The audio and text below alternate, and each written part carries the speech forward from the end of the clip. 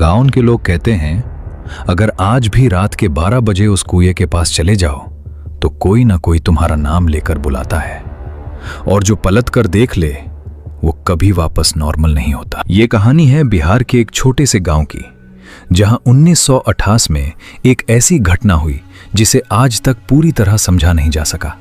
गांव के बीचे बीच एक पुराना मिट्टी का कुआं है। दिन में बिल्कुल आम, लेकिन रात होते ही वहां जाना माना है। गांव के बुजुर्ग कहते हैं इस कुएं के अंदर सिर्फ पानी नहीं बल्कि अधूरी चीखें भी हैं। 1928 की बात है। गांव का एक नौजवान रमेश रात को देर से घर लौट रहा था। उसने बताया था कि उसे कुएं के पास से गुजरते वक्त किसी औरत की आवाज सुनाई दी। आवाज धीमी थी, रमेश थोड़ा पानी दे दो। रमेश ने सोचा कोई मजबूर औरत होगी। जैसे ही वो कुएं के पास पहुंचा, आवाज अचानक बंद हो गई। हवा बिल्कुल शांत थी।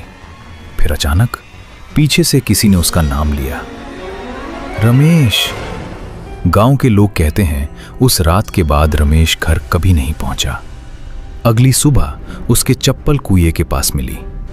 गांव वालों ने पूरा कुआं छान मारा, लेकिन रमेश का कोई निशान नहीं मिला।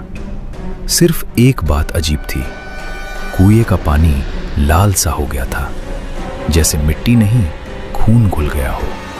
इस घटना के बाद गांव में और भी लोगों ने बताया कि रात को कुएं के पास से गुजरने पर किसी औरत के रोने की आवाज आती है। कुछ लोगों ने तो ये भी कहा कि उन्होंने सफेद साड़ी में एक औरत को कुएं के किनारे खड़े देखा, जिसका चेहरा कभी साफ दिखाई ही नहीं देता। सालों बाद सरकारी रिकॉर्ड में पता चला कि उसी कुएं में कई साल पहले एक औरत को जिंदा धक्का दे दिया गया था। उसका कसूर सिर्फ इतना था कि उसने गलत लोगों के खिलाफ सच बोल दिया था।